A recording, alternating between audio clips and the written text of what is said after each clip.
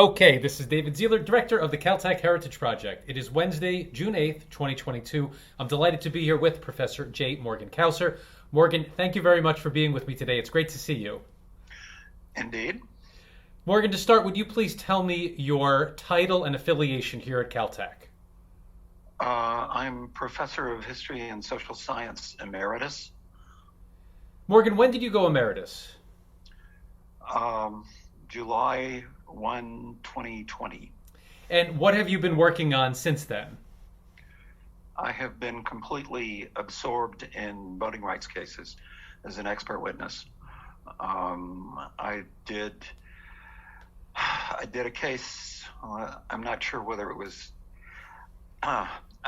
over actually by at least my part in it was over by July. I had testified in March or April, perhaps. It was in Florida. It concerned Amendment 4. As the result of a long series of attempts, Florida voters by nearly 65%, had passed Amendment 4, which attempted to make it possible for people who had been convicted of felonies to vote after they got out of jail. About 20% of the people who are in the United States who are disfranchised because of felony convictions are disfranchised in Florida. And the state legislature passed a bill to allegedly to put the Amendment 4 into force. The bill actually continued the deprivation of the right to vote for large numbers of people. Those people are predominantly Black and Latino in Florida, as in the United States as a whole. And I testified about the intent of the people of Florida in passing the Amendment 4 and the intent of the legislature in constraining it to stop people from voting unless they had paid all of their legal financial obligations. You can imagine that if you get out of prison and you have gone through probation and everything else, you may have difficulty getting a job, and in particular, you may have difficulty paying off a large financial debt. Florida basically supports its whole trial court system by putting fines on people who are convicted of things for which they can be penalized. And it's a considerable amount of money, can be a considerable amount of money. In some cases, even tens of thousands of dollars.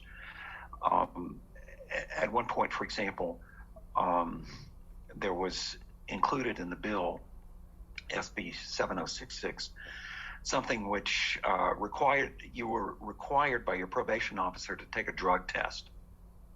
Okay? So you had to pay for that. And that was part of your legal financial obligations that you had to pay off. So you can imagine if you had to take a drug test every month, the drug tests are often quite expensive. Mm-hmm. So you're trying to get a job, and you have to pay off these legal financial obligations. Almost everybody who gets out of prison in Florida has legal financial obligations, and they are the least able to pay of anybody. And the legislature knew that, and they continued to put that into effect. There's something even more extraordinary about it, in that you can't find out what your legal financial obligations are. There is no single place. You have to go to 11 different databases in order to find that out, and there's nobody to help you. So you can't just click in and find, oh, I owe $376 to the county court of Miami-Dade County. You can't find that out just by going to one centralized database. And it is almost impossible for somebody. And you can imagine the people who are disfranchised by this are not people who are likely to have ability to and access to websites, et cetera, et cetera, et cetera. Anyway, I'm sorry to go on about this. I still think it's quite awful. There are Morgan, is there a book? Is there a book project that you envision as a result of this research? There's a book project. There have been book projects that I've been partially thinking about for a long time. Let me go on about other cases. We won a partial victory in the district court. It was immediately overturned by the 11th Circuit, which had three recent Trump appointees at that point. And so we lost. There was another case in Florida about concerning the regulations for voting in the 2020 election and the extent to which they could be made. It could be made easier to vote, making more drop boxes available, more longer periods of early voting, et cetera, et cetera, et cetera. That one was sort of settled out of court. The plaintiffs' lawyers said they won. I don't really think they did, but anyway, that was settled out of court. Then I did a case this year on SB 90 in Florida as well. It was the first of the major vote suppression law cases to go to court. It concerned a law that Florida had passed in 2021 to make it more difficult to vote in a lot of ways. There were four provisions that were at issue in the case. And again, I testified for plaintiffs about the intent of the framers of that particular law. We won in the district court. I was very happy that I've never had a judge ask me so many questions in a federal trial. They were deep questions and difficult questions to answer. He responded quite favorably. He used my answers to two of the major questions, just incorporated them in his opinion. One, he quoted me for a paragraph, long set-aside paragraph in his opinion. That was immediately, he enjoined the state from putting that law into effect. It was immediately, the injunction was immediately stopped by the 11th Circuit.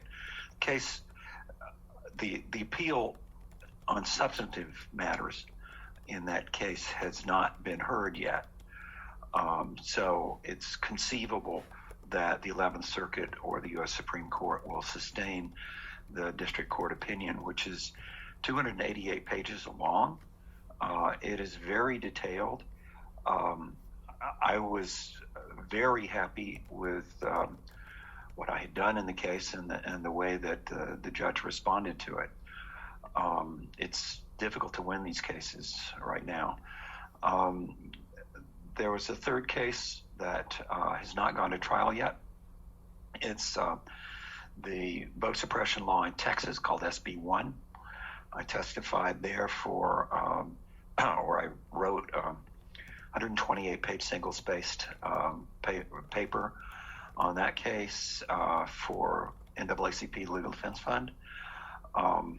The trial has been put off. It was going to take place in July. The three-judge panel has put it off until maybe next spring sometime, no trial date has been yet set, means that the law will go into force in the 2022 election. It is very stringent. It's the most stringent. Texas is the most difficult, was before the passage of SB1, the most difficult state to vote in of any of the 50 states. It's now been made more difficult to vote in. And in particular, the megalopolises in Texas, the big metropolitan areas, Houston, Dallas-Fort Worth, San Antonio, Austin, El Paso, all had measures to make it easier to vote in the 2020 election. More drop boxes, more early voting hours. Harris County, that's Houston, had drive-through voting that made it possible to deposit an absentee ballot after showing your driver's license or other IDs. That's been stopped. A whole series of other things have been stopped. So that law has been challenged. A whole bunch of people have challenged it. So that lawsuit has not been heard yet. And the last, which I finished last week, having thrown 2 all-nighters to finish it, is the Texas Redistricting case. If you've been following redistricting at all, you will know that Texas has a redistricting that has basically eliminated all marginal districts. The vast majority of the marginal districts were growingly Latino and Black and Asian American. There's a significant Asian American population in Texas now, heavily urbanized. And there were a whole series of places, particularly in what's called the Dallas-Fort Worth Metroplex, where in 2011, I also testified in the Texas Redistricting case in 2011, they would put tentacles of a district.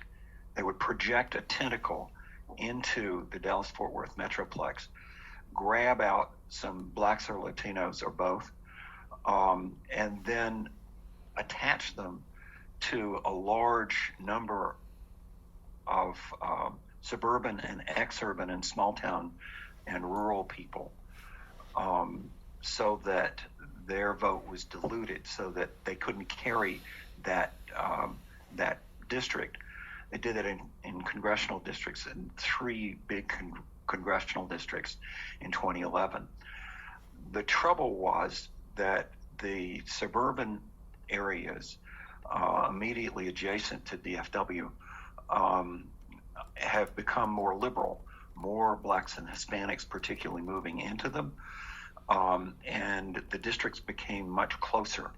So this time they did the same thing, except they had to extend the districts further and further into the rural and small town areas. A state Senate District 10, which had been wholly within Tarrant County, which is Fort Worth, in the 2011 redistricting, and had gone Democratic in 2018, they extended that 200 miles into West Texas, with conservative areas making it so impossible for Democrat to win that the incumbent, a white liberal who had appealed to what's called a coalition district, which had been nearly 50% Black, Hispanic, Asian American, she dropped out of the race, did not run for re-election, and there's no Democratic candidate in that race. So that's what I've been doing. That was 117 pages long, 37 figures. It was a huge deal to get that done in time. As I said, I threw 2 all-nighters. When you're 78 years old, an all-nighter is not something you're expecting to do. So I've been busy. Morgan, as I mentioned, I'm curious. Ultimately, if you think this will be a book project, do you intend to incorporate it in some of the other ideas that you have? Um, it these things probably will be in a larger book project.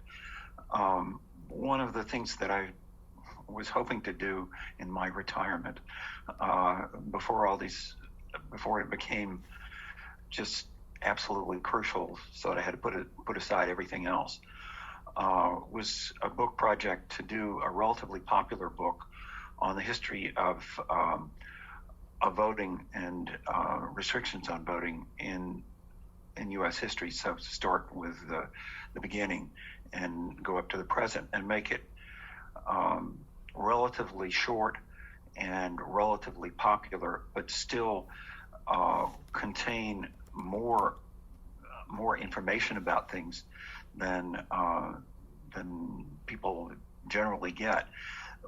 The popular understanding of the history of voting rights in the United States is woefully bad. People just don't understand what has gone on. For example, on black voting rights, they think of a short period of Reconstruction and then violence overturning Reconstruction, and suddenly no blacks being able to vote until 1965. Almost none of that is true. And the much more nuanced story that I've told in books and articles before needs to be more understood, more widely understood in the popular imagination. That's really only a small part of it. There's a lot more. People, for example, they think of women's suffrage as so indisputable, as so much a part of the American democratic system, that they hardly understand how long the struggle was and how late any of the changes took place. Before 1910, there was woman suffrage in only 3 or 4 states. And there was this sudden rush to women's suffrage from 1910 to 1919. And that story has been told a lot by people, but the contingency of it and the extent to which people had to go to pass this, the importance of one woman who is now being basically thrown out of the pantheon because she made compromises, etc., and she wasn't feminist enough and all that sort of stuff. Carrie Chapman Catt, who is the greatest female political boss in the history of the United States, and if she hadn't been there and done what she did, we certainly wouldn't have had women's suffrage. We certainly would have had the Anthony Amendment in 1919, and I don't know when we would have had women's suffrage. So even that story, which has been told well by a lot of people now, particularly in the run-up to the anniversary, the centenary anniversary of women's suffrage, it's been told well, but not understood popularly as well as it should be. And in particular, the contrast between what happened in black suffrage and what happened in women's suffrage hasn't been sufficiently delineated. And I think that's a very important story. There's a lot more, but anyway, if I ever get, or when I ever get, an ability to stop doing these long reports and testifying in court, then I will get to that. Morgan, the book, if it ever comes to fruition, your focus on voting rights and all of these highly problematic issues you're bringing to the fore. Not to be overly dramatic, but do you think this is the kind of book that will portend, the unraveling of American democracy? Are we almost there at this point?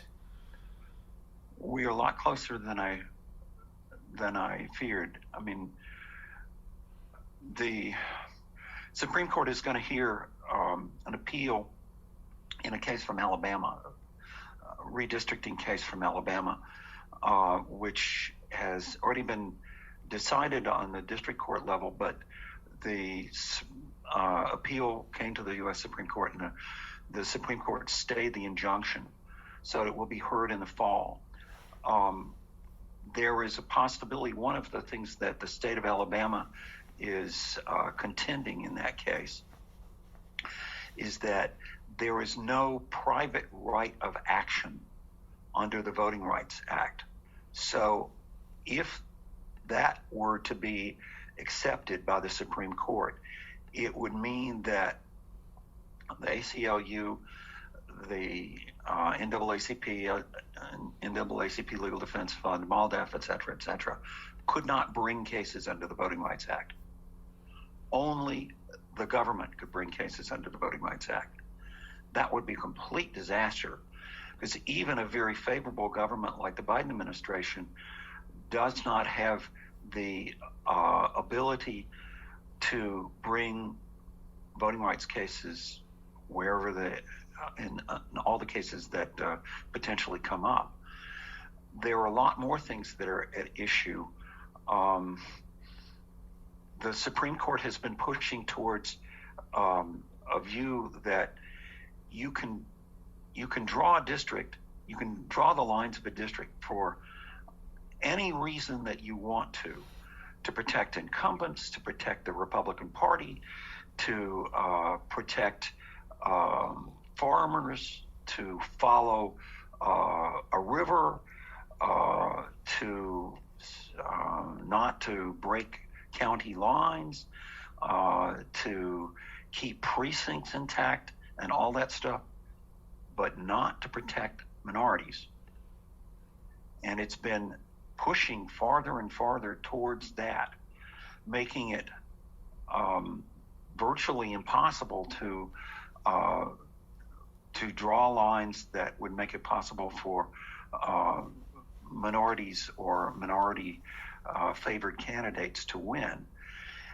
There is also the possibility that, and there is one federal appeals court case in the Seventh Circuit, that's Illinois, others, which has said that a partisan reason for passing an election law is unchallengeable. That if you go ahead and pass something for a partisan reason,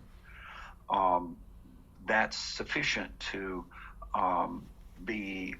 pass rational basis or even strict scrutiny, I guess, if strict scrutiny would be imposed.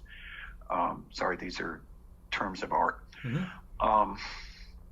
And more people are trying to justify the passage of even any of the restrictions on pure restrictions on voting on partisan grounds. I expect them to argue, expect the state of Texas to argue both in the redistricting case and in the SB1 case that the reason that they're passing these laws are for partisan reasons. And it just so happens that they happen to make it more difficult for blacks and Latinos and Asian Americans to vote, or for them, even if they vote, to win elections. Just happens to be. It isn't that there's something connected directly between, there's not a direct connection between partisanship and race. And so I've argued very strongly that the connection between partisanship and race is so strong that a partisan reason for passing these laws is tantamount to a racial reason, that you can't divide these. The judge in the Florida SB 90 case accepted what I said about that, and that was an important part of his decision, and presumably that will have to be ruled on by the 11th Circuit Court of Appeals when they rule on that appeal. But it's going to come up in lots of places. If the Supreme Court makes a definitive ruling that you have you can have a partisan get out of jail free card so that you can pass any law which has a radically racially discriminatory effect. If you say the reason that I did that is for partisan reasons, then I think we are we're very close to an end of democracy in the United States.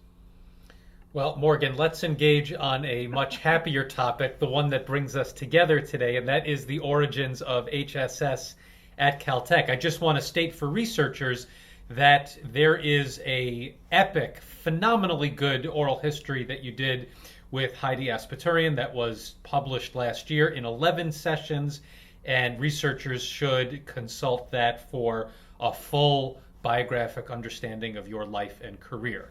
So today, Morgan, what I want to do is explore your perspective of how the division of HSS got started at Caltech. And maybe just the easiest way to start is tell me the circumstances of you coming to Caltech even before completing your dissertation at Yale, way back in 1969. Well, I may have discussed this in the oral history. Not to repeat things, Yale was not happy with me. I started a graduate student senate at Yale. It caused a lot of problems for Yale. This was at a time period when students were revolting against school administrations. They were sitting in at administrators' offices. They were demanding that Columbia, for example, end housing segregation and discrimination in Harlem around the Columbia campus. They were demanding that universities end the war and all that sort of stuff. I had very, very much smaller goals. I wanted, we started out with arguing for a bathroom for women in the Hall of Graduate Studies. So I was engaged in something which was much more threatening to universities. I wanted small things that universities had to grant. And as quickly as we could raise them, Yale had to collapse, give in on all of these sorts of things. But anyway, it resulted in the going back to scholarship, resignation of the Dean of Graduate Studies and the Provost. And so Yale decided they wanted me as far away as they possibly could. There apparently was no job offer, on offer in Hawaii or Alaska, and Southern California was a long enough way. There were a couple of guys who were teaching American history at Caltech who had been Yale PhDs, and they had job offers elsewhere, and so they were leaving, and they told Yale that there was a job in American history at Caltech. Morgan, to the extent that you thought about Caltech at all, did you associate it with a place that was doing good scholarship in history and political science? No, I knew nothing about what it was doing in history and political science. I knew nothing until I got a job interview, which was basically a bunch of professors sitting around in somebody's bedroom in the Hilton Hotel in New York, I think. And so I met Dan Kevles and Bob Rosenstone and Rod Paul. There were probably and John Benton. And I'm not sure who else was there, maybe nobody. And it was very late in the job search, and Caltech turned out to be the only job offer I had. So I ended up taking that. I had been to California once. I'd been to Northern California for a month to see a friend. That was all. I didn't know anything about LA. My wife and I, she had never been west of the Mississippi River. And as we were driving out, we read books about LA, read a Thomas Pynchon novel called The Crying of Lot 49, and also The Loved One. And so one of the things that we did when we got here was went and visited Forest Lawn Cemetery, and that was our idea of what LA was like. Morgan, how much of your thesis was completed circa 1969? In other words, did you know you'd have to go back to Yale and defend? How did that work? Well, there was no defense at that point. You didn't have to go back to defend. I had completed what turned into 3 chapters, but it was all in one chapter at the time. I had not finished that. I had completed substantially all of the computing and all this, and done all the reading and taking notes that I needed to do. But that was it. I still had a huge amount of writing to do, and I had no idea how I was going to get that done. Who was on the committee that ultimately offered you the instructor position? Well, Ron Paul was the head of the sort of de facto humanities part of the division at that point. There's no separation. But he had been here for a long time. He's a distinguished American historian. And I don't know who else was on the committee. Rod, Bob Rosenstone, Dan Kevlis. There were probably some other people. I didn't know what was going on behind the scenes. Just got a letter in the mail. Did you have any inkling of early conversations about creating a division called HSS? No, when I came here, there was a division of HSS, but it was not very fleshed out.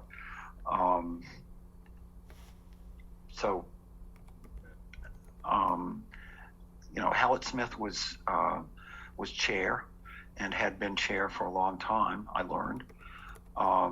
David Elliott, I'm sorry, I've forgotten David Elliott. David Elliott and Peter Fay were also history professors at the time.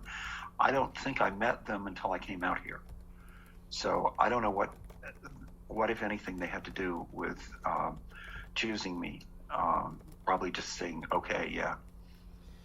Looks like he's got the right thing. Did they know about your political agitation at Yale? Was that a source of concern for them or for the administrators at Caltech? I was told afterwards that they got a letter from somebody at Yale saying that I had been an agitator at Yale, but that I was basically housebred. And so I probably, I don't want to continue the metaphor. I probably would not cause too terribly much trouble. I wasn't a wild-eyed radical in the sense that lots of people seemed to be at the time. Now, what was the nature of the appointment? Was the idea that once you defended, you would be offered a tenure-track position? It was an instructorship. There was a tenure-track job that I knew would be there. I did not think of it at the time, but to the extent that I did understand things from the beginning, I did not think there would be another search that I would have to go through, and there was not. What were your impressions of the state of history and political science scholarship at that point at Caltech, once you got to campus? Well, I learned that Rod was an important historian of the West. I had not really known that. I mean, I knew it. I looked him up. There was no Google then, but I could find out things about him. I was, of course, very impressed with Dan Kevlis, who was very nice to me from the beginning and who was clearly a major scholar. I had taken a course at Princeton where I was an undergraduate. I sat in on lectures by Eric Goldman, who was Dan's thesis advisor. And so that was sort of a contact. And so Dan had something to do with the White House under LBJ for a while. I learned about Rosenstone and his book on the Republican effort in the Spanish Civil War quite quickly. But I think the first dominant impression that I got when we came here, and I may have described about this in the oral history, we went to cocktail parties. I had not done that at Yale. I mean, if you're a graduate student, you may be able to afford a beer every once in a while, but a real cocktail party is beyond your means or your kin. At least it was at that time for me. And I remember going to the second cocktail party where like Saturday morning or something like that, and they were drinking gin and tonics or whiskeys, etc. And I remember commenting to my wife that I wasn't sure that we had the livers to be in the HSS division out here. But people were very nice and sort of formal. I remember, this is later, in 1972, when my daughter was born, we had to go to some sort of cocktail party, and she was like 3 months old, so she was still nursing. And so we took her to the cocktail party, and my wife goes into another room and nurses her, and people were surprised, astonished that this would happen, because everybody was older, and maybe that generation, they didn't nurse their children, certainly not in quasi-public. So, I mean, in that sense, I felt out of place. I mean, Yale History Department was a hotbed of scholarship and very intense. And Yale in general was an incredibly exciting place to be in the late 60s. I was there from the fall of 65 through the summer of 69. And I mean, maybe there were more interesting places, maybe Berkeley or Harvard were more interesting, but it seemed like Yale was the center of everything, of theater, of protests against the war.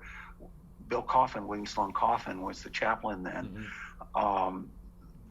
Art and architecture was exploding, and what Yale did was what people did for 20 years afterwards. Mm-hmm. The intellectual ferment of it was just absolutely amazing. And when I came to Caltech, it seemed like nothing going on at all. And so it was quite a shock. Now, was the nature of your appointment, now that there's the duality, history and social science, was that there from the beginning? No, just in history. When did that come about, the dual appointment? The dual appointment came about when I got tenure. Sort of increasingly, well, do we want to go back for a while? Yeah, that's fine. Okay. The Hallett-Smith regime, which had been basically not serious about scholarship. It was okay if you were a scholar so long as you checked the other correct boxes. In particular, an Ivy League PhD, particularly Harvard, I mean, Rod Paul, for example, was Harvard undergraduate, Harvard graduate school. I think Peter Fay was Harvard graduate school. Peter had been a Rhodes Scholar. So if you had the right social credentials, social intellectual credentials, you could be accepted, but there was tenure did not involve publishing a book in humanities, for example. You didn't have to worry about getting your name out in conferences, giving talks around everywhere, making major contributions to everything. So shortly after I came here, was I don't know what, in 70 or 71, Bob Huttenbach became chair. Mm-hmm. And Bob changed things quite considerably. Do you get the sense that Huttenbach wanted to go to the earlier vision of Hale and Millikan, who wanted humanities scholars to be first rate? Yes, he certainly did. He had not been really an absolute first-rate scholar himself. He was a good scholar, but he was not pushing boundaries. He didn't push boundaries until he and Lance did the book on imperialism, mm-hmm. and that did push boundaries. But that was more Lance and Lance's effect on him. Yes, he did want that, and he got rid of some people. He got rid of an economist. He got rid of an English professor because they did not produce, mm-hmm. and he forced them out, although they had tenure. And he did this. His Amenas Grease, the little guy on his shoulder, whispering into his ear about what to do, was Lance Davis. Uh-huh. And Lance had very strong ideas about scholarship and pushed everything through as fast and as hard as he could. And if that meant getting rid of some people, he tried to do that, and he did through Huttenbach. Now, this idea, as you stated earlier, that HSS was already in existence circa 1969, but was not very well formed. Were you privy to the conversations and the planning that ultimately did make it well formed? Only very tangentially. That was held closely by people who were above my pay grade. I had opinions, and to the extent when Huttenbach left, went to Santa Barbara, and we had to have a new chair, I was on the committee that chose a new chair, and so there were discussions about what this person should do, what it should be like. But I didn't have discussions about who were brought in. When Bob Bates came in at the same time I did, political scientist, and then a couple of years later, Mo Fiorina and John Fairjohn, political scientists, but I didn't have anything to do with the decision to bring them in. And there were a bunch of people, a bunch of economists, Charlie Plott, David Grether, Roger Knoll. I guess Roger was here already. But I didn't have anything to do with either bringing them in or making decisions about that. I was on committees for people in literature as well as history afterwards, and had some say, at least in some of those appointments. But the real directing authorities were other people who were beyond me. Now, the dual appointment that you achieved with tenure, did that have anything to do with whether or not you could have graduate students? In other words, as a humanities professor, you could not, but in social science you could. Was that part of the equation? I think it was part of the equation, but I also taught courses in political science, and it would have been a little irregular for me to teach courses in political science if I hadn't been part of the social science division.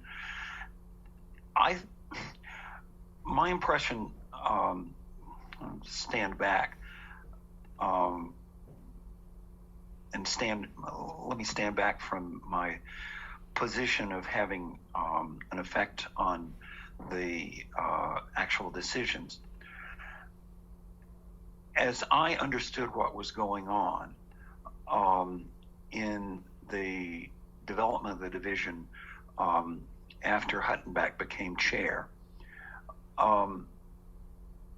what was developing in social science in particular was a core group of economists and political scientists, all of whom were interested in institutions, and all of whom were interested in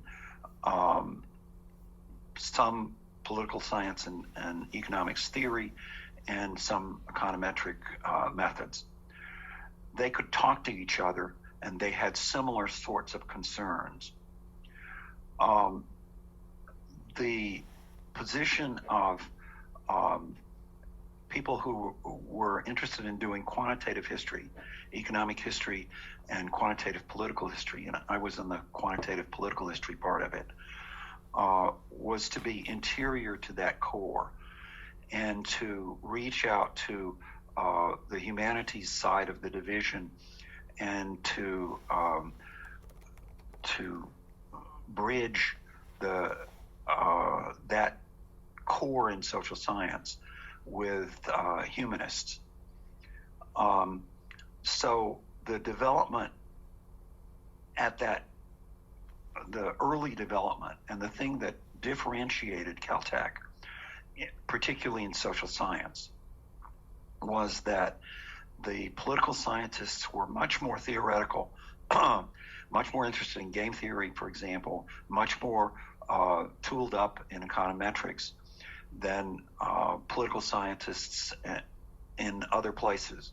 There were certain other places like WashU, Rochester, etc., which were similar. But at that point, Harvard, Yale, Berkeley, Stanford didn't have that tooled up ability that people at Caltech did in political science. So that was the initial, that was what put Caltech social science on the map. I wanted Caltech social scientific history to be on the map in the same way, and pushed for that very strongly. And that failed. And much of the political science, the concentration of political science on that sort of core basically failed. Partially it failed by succeeding. Partially other places wanted to get a part of that.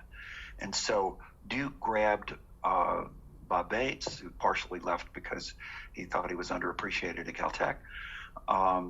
And Stanford grabbed John Fairjohn, and Harvard grabbed Fiorina.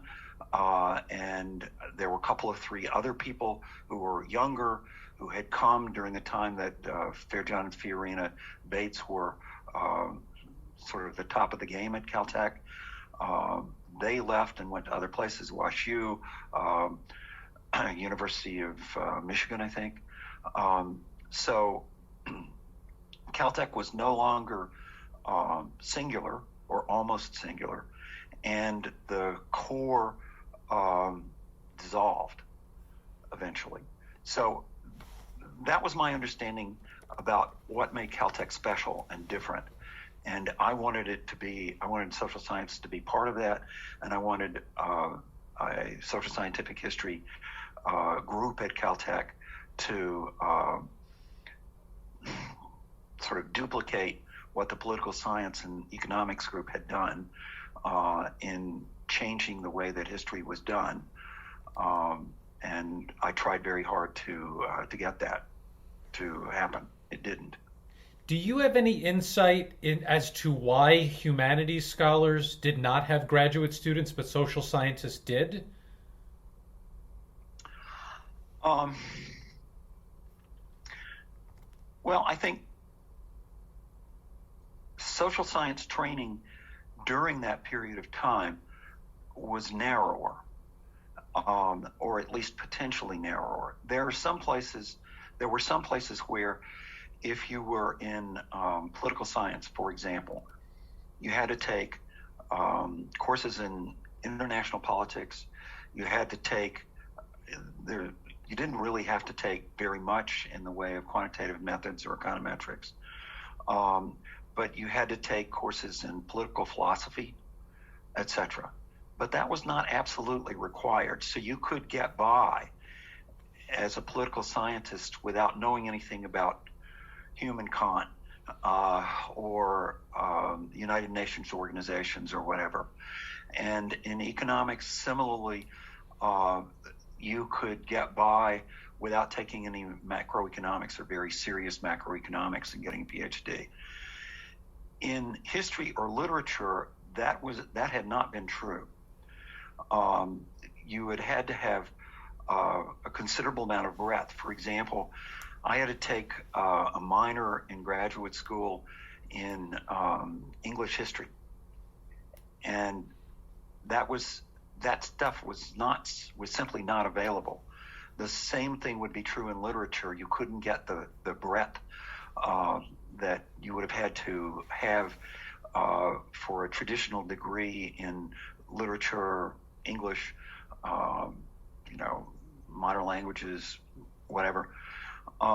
So the fact that Caltech was small and that humanities graduate education had been broader typically in graduate schools than Caltech could conceivably offer made it really unlikely that if we had somebody graduate, got a PhD in history or literature from Caltech, they would have gone out on the job market and they would have been considered so narrow that they probably wouldn't have been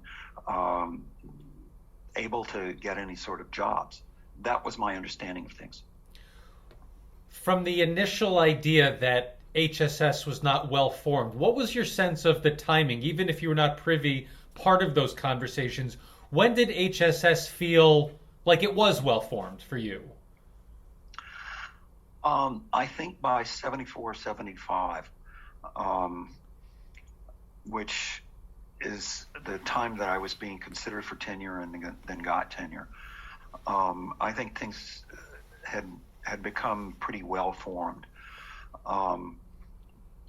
I've told the story about Huttenbach before. I'm sure I told it in my oral history, but it's worth telling again. When I got here, there was a very distinguished economist named Alan Sweezy, not a terribly distinguished scholar, but who had done extremely good work and important work for what is now a sort of broader economics. But he retired, and he taught macroeconomics.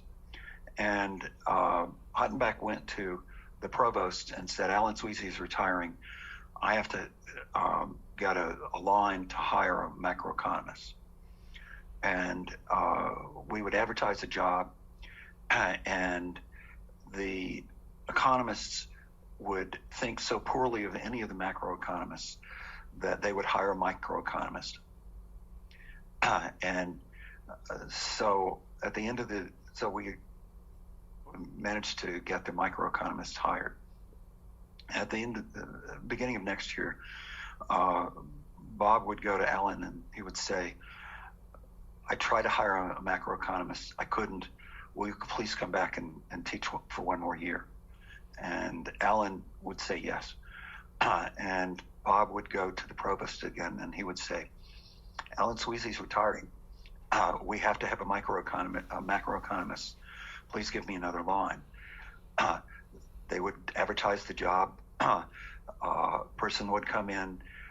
the microeconomists would say that none of the macroeconomists were good enough to be at Caltech, and they would hire another microeconomist. The next year, I could go on. I think he sold them 4 times. Morgan, what about the administration at Caltech? Did they play a role, positive or not, in helping to form HSS into a well-organized entity? I think that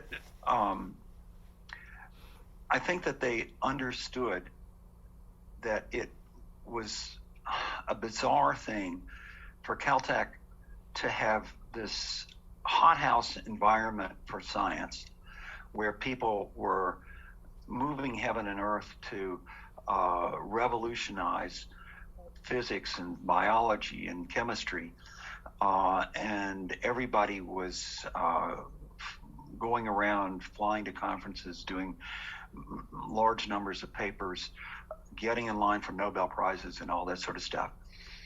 And humanities and the little social science that we had before I got here. I mean, it was starting before I got here, but there wasn't very much. To be completely ornamental. It was basically something. There were good conversationalists who would talk about novels that you ought to read, and who would who would have lunch at the Ath, and were good dinner table conversationalists. But they weren't really serious scholars, or if they were serious scholars, it was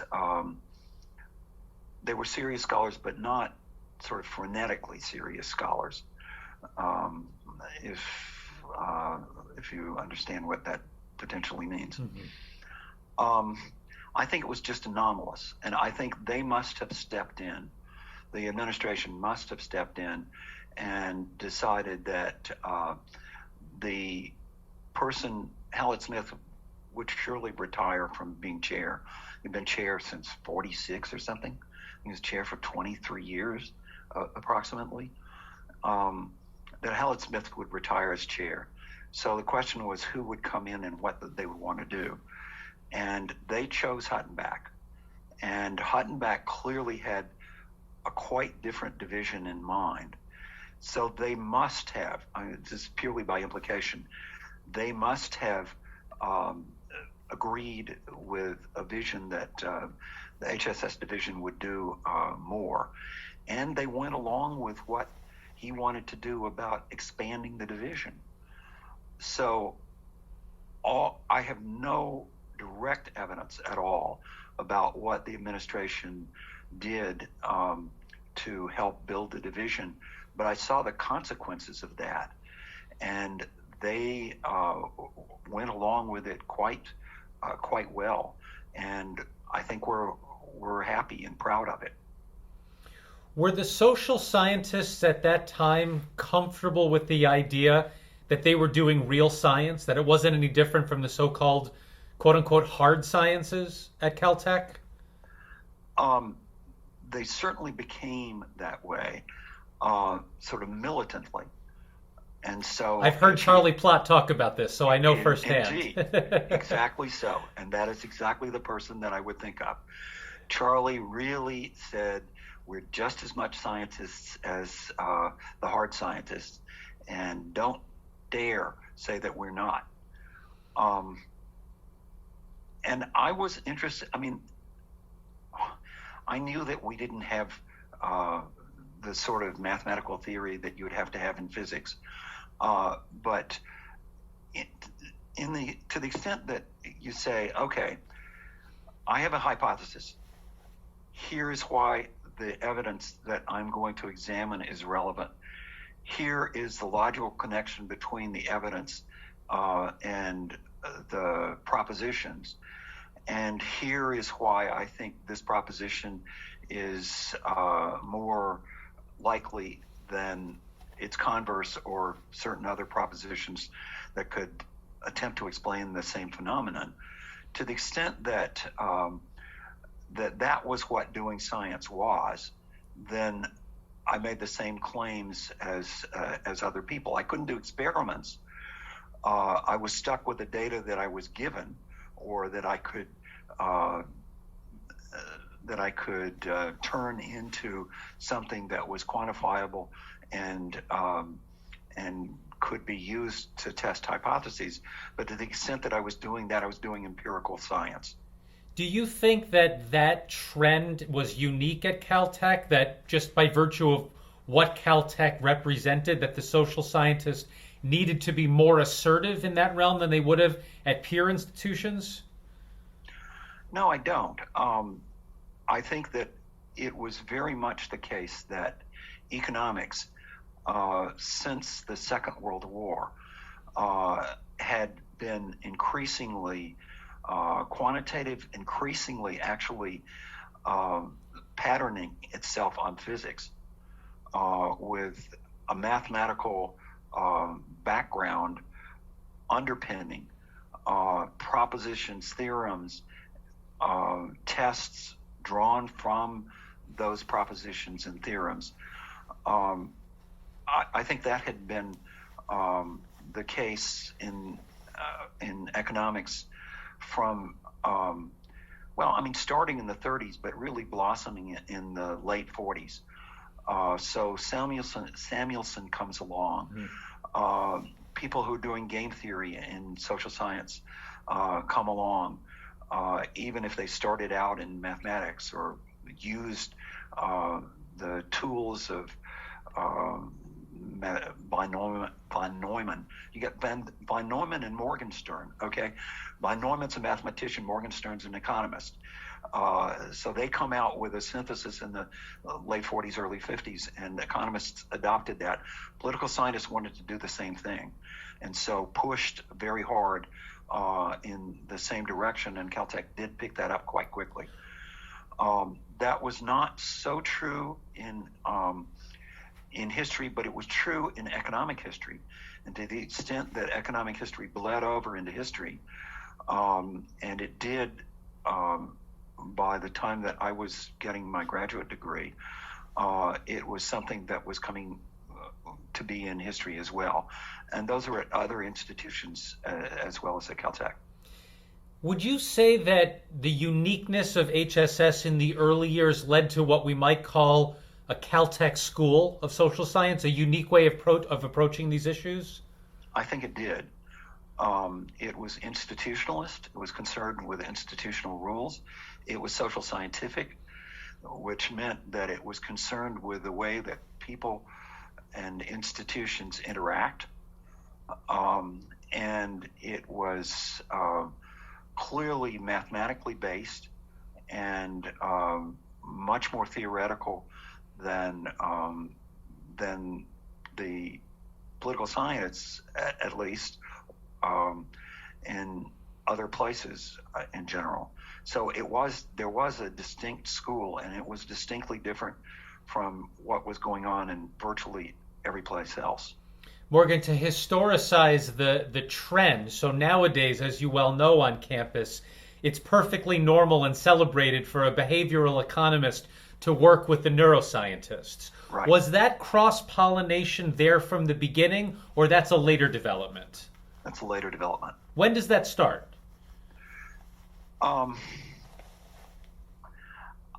It probably starts in the late 90s. That's a very different sort of focus. Mm-hmm. Neuroscience is a very, very different sort of focus than institutionalized social science. Sure. It is essentially not social science. It is individual level science.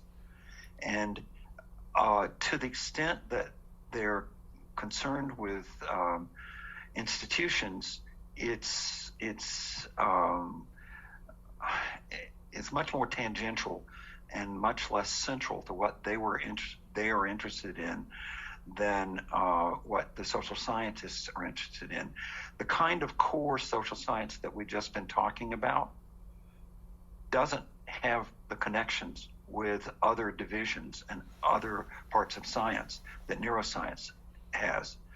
because the other parts of science are not interested in social and political and economic institutions. Behavior, essentially. They are interested in individual behavior, but they're not interested in the framework in which that behavior takes place. That's an important point. Morgan, it's a counterfactual question, but it's interesting to ask anyway. Did your scholarship change simply by being at Caltech in those early years? In other words, would you have pursued similar questions had you been at Stanford or Harvard? No. It did change, and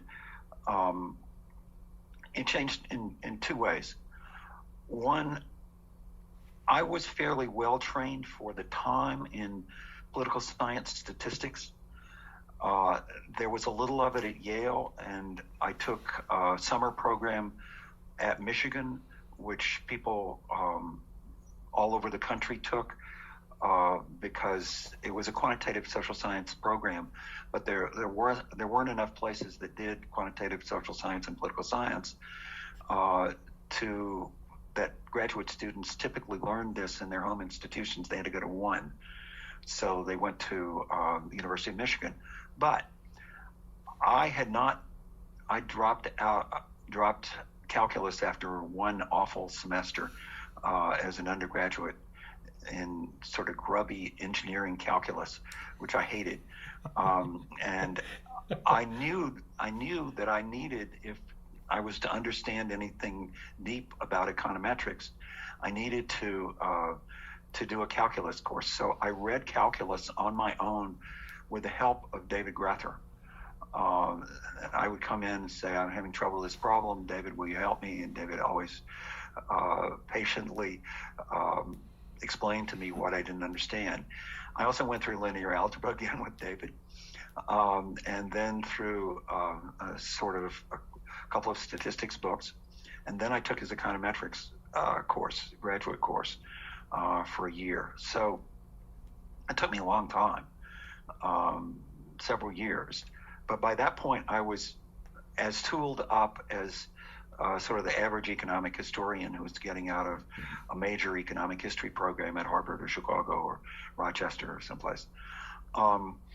And I taught in political science along with Fairjohn, Fiorina, Bates, Knoll.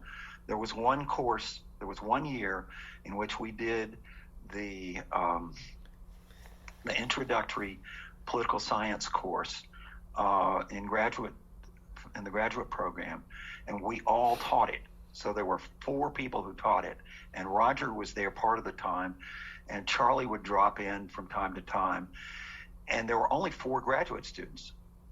So we were there week after week, teaching ourselves, teaching each other. I probably said something about this in my oral history, but Fairjohn would often, it was at like 1 o'clock, maybe even 2 o'clock. And Fairjohn from time to time would drop in, and he would come in late. He played tennis, and then he'd come in late, and he would say things like, has anybody said anything important yet? That's great. That's the quintessential John Fairjohn, and then we'd have to explain to him what we said. But just interacting with all of them did change my way of thinking about things. It was incredibly exhilarating. It was more exhilarating than anything I ever did in graduate school. Now, this idea that there was unique scholarship happening among this cohort at Caltech, the Caltech school, if you will, when did that start to catch on? In other words, it's so obvious that, more established programs like your Harvards, like your Stanfords, they embraced this, but they were behind the curve. What's your sense of the timing on that? When did that Caltech school start to really get out there? It certainly had by 80, 81. My memory is that Mo Fiorina left and went to Harvard in 81. I may be wrong about that, but it's about that time. And it was clear that Stanford thought they could grab some of this by getting Fairjohn, and Harvard thought they could grab some of this by getting Moe, and Duke by getting Bates, and WashU could build up by other people. By the late 70s, it was clear that this was really a going and important concern. And some people, Peter Orchard came here late 70s, so he's a reverse migration in some sense. He brought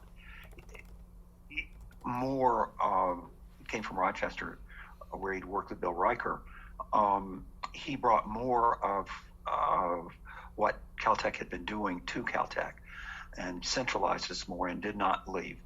But Randy Calvert's another person who left and went to WashU. And Gary Miller left, and I think he went to WashU as well, but maybe someplace else. But they had been brought in, and then other people grabbed them, and they left. And then we didn't have the core in political science anymore. What was the rebuilding effort like? It stumbled from time to time. We hired people, or tried to hire people who didn't come. We tried to hire Gary King, for example, from Harvard in basically econometrics, in political science and polymetrics by that point. We did hire Doug Rivers from Harvard earlier than that. And there was a blow up about Doug in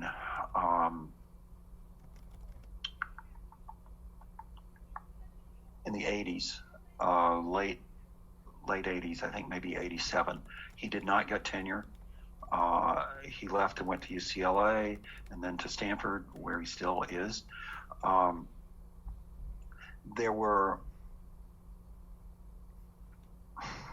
think there was a sense that economics became more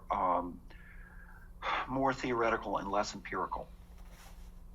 The quintessential empirical economist who was here was Roger Noll, who is, he has interest and knowledge about theory, but he's fundamentally interested in institutional and empirical and policy matters. There was an attempt to make the HSS program very, very policy oriented. And if you go back and look at probably some of the plans or talk to people who knew more about this in the way of directing it than I did, there was a real attempt to make this a policy shop. Who was driving that? I think Roger was driving it to a degree. When Roger left, a lot of that dissolved, but by that point, Moe and John and Bob had left. And so what happened, what filled the vacuum was more theoretical economics. Mm-hmm. And theoretical economics has the same sort of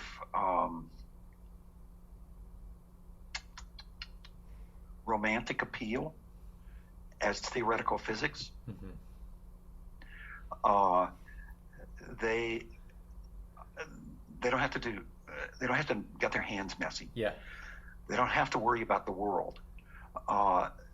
They can say, well, we think that the world probably works like this, or we think that there is probably data which supports, goes along with, supports this hypothesis. You don't test it against anything. You just say it goes along with it. It's not incongruous. These are grand unified theories that don't conform well to single experiment verification. Uh, yes, but you could weaken that sort of statement. Um, you know, uh, the romance of string theory and the ability of string theory to go along for such a long time and not to have to worry terribly much about whether there is any confirmation even possible in principle, because it's such a beautiful theory. This has parallels in economics. And to the extent that that's the case, then the prestige of a policy core is much less, and even the ability to attract and to evaluate people whose interest is fundamentally empirical and fundamentally in policy becomes much less. Why did you stay? I assume you must have been offered various recruitment opportunities yourself. I was offered a couple. Northwestern turned out not to be as interesting as I thought perhaps it was going to be. Plus, my kids were just looking at high school, and my wife refused even to go to look at. She had grown up partially on North Shore of Chicago. She refused to go and look at houses, and I took that as something of a sign. Southern California grows on you in that way. Yes. But to be frank, the kind of history that I was doing did not have the effect that I thought it was going to have when I was in graduate school. I thought that social scientific history was going to essentially become so terribly important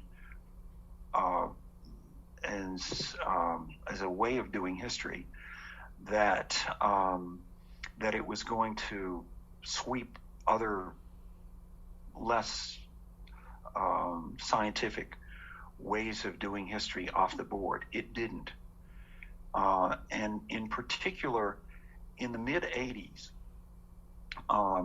when in some other ways I was being very, very well received, I became I was chosen to be Harmsworth Professor in '84.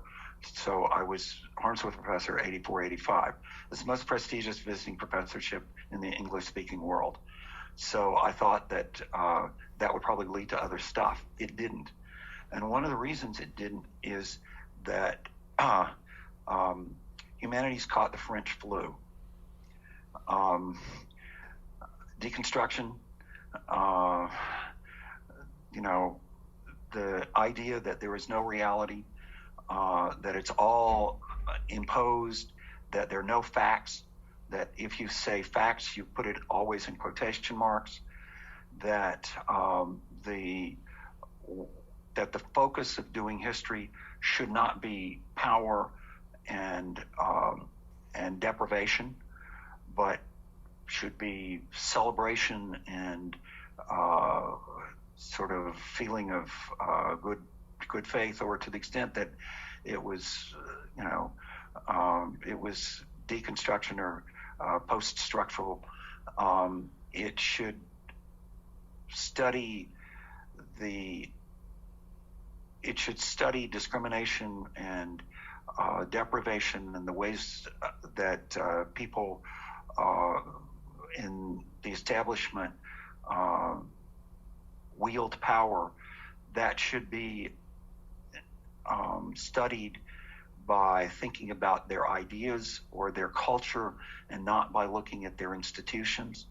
That became absolutely suddenly completely dominant in history. And so just at the time that I was sort of at the height of doing, I thought, of celebrity, that sort of history came in, and nobody wanted to hear about having to learn econometrics in order to do history. Nobody wanted to learn about Congress or voting rights or voting. That was completely dead. I wonder if being at Caltech, where facts obviously do matter, made you especially allergic to that trend line in the historical discipline. That would have happened anywhere. I just would have been more oppressed. Meaning that's just who you are as a scholar. Yes. I could get by at Caltech without having to defend my position in that regard, and I couldn't have it other places. People would have said, well, you can't say that without reading Derrida. Mm-hmm. And, I've never been able to finish more than 5 or 6 pages of Derrida. It just doesn't make any sense to me.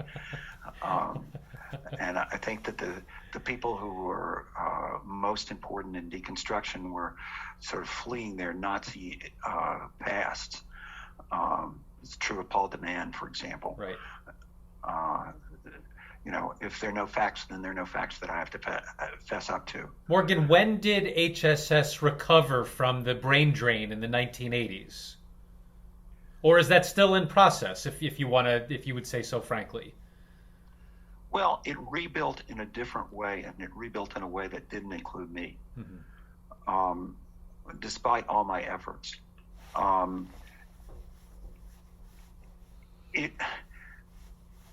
Particularly in social science, it had a core. And where it grew under Ledyard and later was at the periphery. Everything on the periphery. So philosophy grew. And it was philosophy of science. So, and it was a particular kind of philosophy of science. It wasn't the kind of philosophy of science that Dan Kellis did, which was more a social history and philosophy of science. It was a philosophy of science and a history of science, which was sort of very much concerned simply with the development of doctrine and theory and experiment within science entirely. So it was completely divorced from the kind of history of science and philosophy of science that Dan was interested in, and certain other people who came through and left were interested in. Likewise, cognitive science, useful thing to do, important thing intellectually to do, doesn't have any connection with other stuff in social science.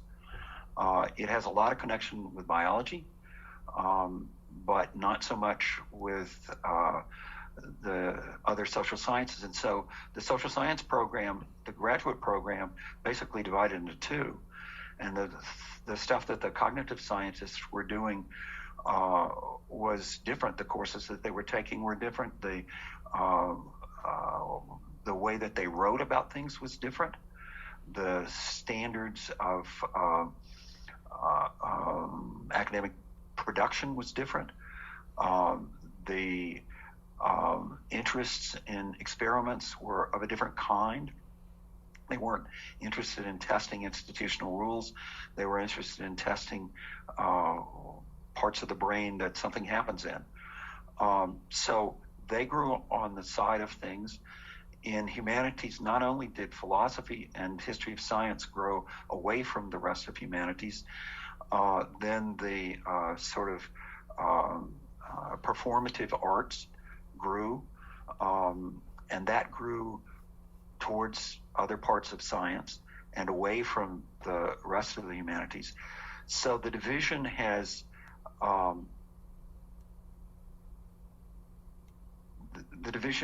exploded. Instead of growing as a core of interests held in common, or at least the ability to have some idea across the division of what other people are doing, that is no more. And the division is much more part of Caltech, the rest of Caltech, than it was before. I should say that to some degree, I feel guilty about having made that more possible in some sense. How did you do that? How did you make that more possible? Well, for 7 years, I ran a brown bag seminar series every week, not 8 weeks, 9 weeks, 10 weeks during the school year. It was set up so that this was only people who were at Caltech one way or another. They were either visitors or they were people who were on the permanent staff here, would give brown bag talks. They would give talks during lunch. It was in Baxter, big classroom that no longer exists, but very nice for sitting around a table, etc. And I would recruit people before the beginning of the year, including visitors. And so visitors would have a chance to talk, and people would have a chance to get to know who the visitors were. And I would tell them, look, this has got to be something that's got to appeal, at least in principle, to people who are outside of one side of the division or the other. So the social scientists can't talk purely in numbers, and they can't assume that everybody who is there is going to know the latest thing in game theory. And the humanists can't assume, you've got to be able to answer the question in your talk, why would some reasonably important person think that this was an interesting subject, that this was an interesting thing to do as a scholar? So I did that for 7 years, and it took a lot of my time. I got no time off for it. I got no head pats for it, nothing else. I did this for 7 years, and it kept up a little crosstalk. The fact that it just died when I just said, you should get somebody else to do this. I've got a lot of stuff to do. It would be great, etc., for somebody else to do it, and nobody else would take it up. Nobody would do it. Had that gone on, I don't think that it would have stopped the division from exploding in the way that I've said, but it might have helped a little. I feel guilty about it. I should have gone ahead and done it more. But the fact that nobody else would take it up is an indication of how little little people thought that keeping up the crosstalk was not worth it. Morgan, you alluded to it, but it's worth asking the question in a direct way. What aspects of this historical transformation for HSS were externally driven? In other words, what professors in HSS were looking in terms of what their peers were doing versus what aspects were internally driven based on changing concepts of how responsive HSS should be to Caltech's core mission, if you will? I think that a lot of it was externally driven, and I think that probably it's because of money. Mm-hmm. There's a lot of money in cognitive science. They can get grants a whole lot easier than people doing other sort of stuff. And there's a lot of money in sort of artsy, cultural stuff, and connections with the Huntington, finally, and that sort of stuff. I think that there is a huge amount of it has to do with fundraising, and I suspect that is true in spades in sciences at Caltech as well. Look at where the new buildings are. Look at what they're studying. You wouldn't have a new cognitive science building if there weren't a whole lot of money in it. It's unclear to me that what the connection, what the chicken and egg problem, how that's best thought of with respect to money versus the intellectual efflorescence of things. I mean, it may turn out that the utopian views about what cognitive science is going to do in changing the world are right. I've never thought so, but there's certainly a lot of very smart people, including at Caltech, working on this, and maybe that'll all come out to be true. Whether the intellectual promise came before the money or the money came before the intellectual promise is beyond my pay grade. Morgan, as a historian, you well appreciate pendulum shifts in history. What might it take for HSS to get back to the things that are most important to you? I don't think it's possible. I don't think, for example, that it is conceivable that somebody will teach a Supreme Court class that I taught for 50 years. And it's incredibly ironic that right now, when the Supreme Court is going through the largest changes since 1939, and having the largest potential effects on society, that we don't have anybody who would teach that or who would think that the sorts of things that I taught in that regard are important enough to do to get somebody to do it. So if I can frame a Neanderthal question, in response to that, what does a computer science major need to know about the Supreme Court at Caltech? What would have been your response 40 years ago, and what's the response today? Are they different?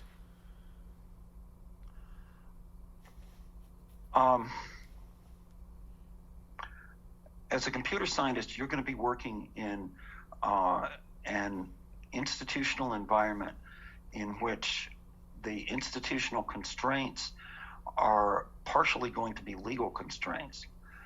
As a computer scientist in particular, you're going to be coming up against privacy concerns. What's the legal framework? Because we got a legal framework through the First Amendment and all sorts of other laws, even the Fourth Amendment, searches and seizures. What's the legal framework that you're going to be working in? Plus, whatever you do, whether you're in physics, you're in biology, you're in chemistry, you're in engineering, you're in computer science, whatever you're going to do, you're going to be working through an institutional framework of some sort or another. The study of one institution has overlaps into the studies of other institutions. And just knowing how important institutions are in setting the intellectual constraints on what you're doing and the social and economic constraints on what you're doing is important. One of the things that I tried to do in the Supreme Court class throughout was to try to say, this is a particular kind of an institution. It has fairly well constructed and clearly stated rules. It has ways of going about doing things, but it is an institution. And the way that an institution constrains what the actors do and is constrained by actors outside of it is something that has greater generality, and that greater generality is going to be something that's important for you to understand whatever you're doing. I mean, if you're out getting grants, if you're worried about what the connection is between the kinds of the kinds of intellectual interests you have and the way that you present things to other people, the study of institutions is important. Further, I always worked very hard on everybody's writing. My freshman students had to write, they had to do writing exercises every week. and I would grade them, I would mark them, I would get them back in a day or two. We would talk about them. I would mark up their papers quite considerably. Okay, anybody who's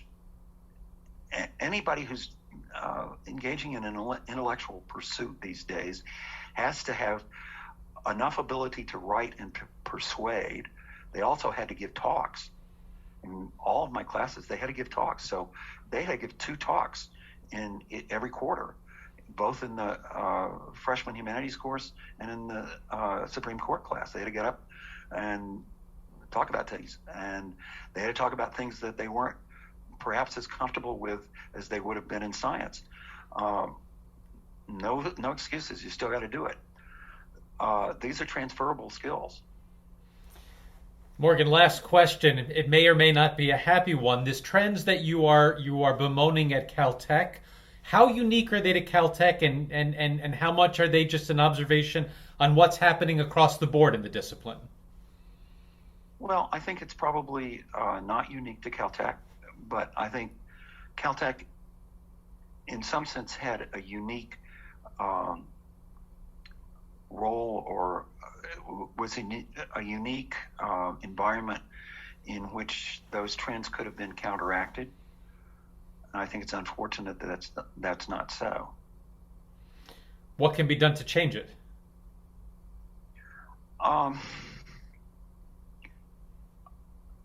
It's very difficult because it's very difficult to create an institution. Most importantly, because you've got people who are in the institution and who don't want it to change. And so in humanities, something we haven't talked about, I have the experience time after time where I would try to bring up somebody who was much more social scientific for a position in history, and the person would get shot down because a lot of the humanists didn't want somebody who was more social scientific. So it was very hard to build up that in general. I also I think this is easier now, but I spent 40 years trying to bring what's now diversity, equity, and inclusion to Caltech, and particularly to the HSS division, virtually without success. Finally hired a very good, promising young black historian as I was going out the door almost. But it's not the first time that I tried that. So that will continue, although Lord knows what's going to happen after the Harvard UNC case is decided by the U.S. Supreme Court. Yeah. I think they're going to end affirmative action, and it may well be that Congress will pass some sort of law that says anything that talks about diversity, equity, and inclusion is unconstitutional, and any institution that gets money from the federal government can't talk about that, much less take any efforts to do it. So even that might go out the door. What's your over-under on that? I think it's absolutely. I think they will overturn Bakke. I think they will overturn the Michigan decisions. I think they will ban affirmative action and say that trying to increase diversity is unconstitutional.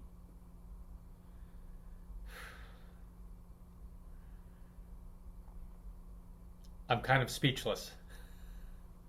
And nobody at Caltech will be able to talk about that. They'll have to bring people in from the outside to talk about that, and nobody will be around to talk about that with students over a long period of time, or with the rest of the professoriate. I don't know what universities are going to do. I mean, it's much worse than this if you think about what's happening in Florida. I spend a lot of my time thinking about what's happening in Florida right now, and the bills that DeSantis and the Republicans did not get through in the last session are much, much worse. They're going to fire anybody who believes that the United States in its history has not always been integrally concerned with the ideals of the Declaration of Independence. If you say slavery was central to the development of the American economy and the society in the antebellum period, you're going to be out on your ear in Florida, probably after the next session of the legislature. And that's not the only place it's going to happen. I mean, what are we going to do when DeSantis wins the presidency in 24? Oh, my God. Morgan, your so-called retirement, I'm very glad that you're busier than ever, because we certainly need you to be busier than ever. I want to thank you so much for spending this time with me. I really appreciate it. Well, thank you for putting up with me. Absolutely.